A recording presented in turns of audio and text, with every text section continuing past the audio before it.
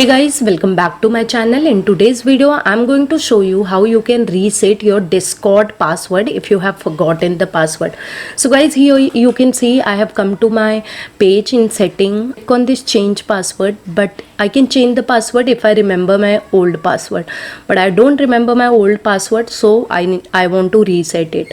So what I'll do, I'll quickly click on cancel button, and here I'm going to check what log out. Okay, so yes, I want to log out. I have logged out, and here now it is asking me to enter email ID. So quickly I'm going to provide my email ID. So whatever is your Discord email ID, you can provide over here. And now you can see there is link forgot my password. Just click on that link.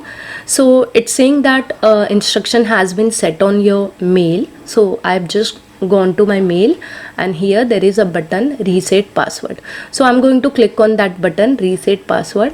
So and I will be providing my new password. Okay, so let's click on this reset password button, and now here you can provide whatever password you want to provide, some strong password, and then click on this change password button, and boom guys, you can see I have logged into my Discord. Okay, so this way you can reset your password.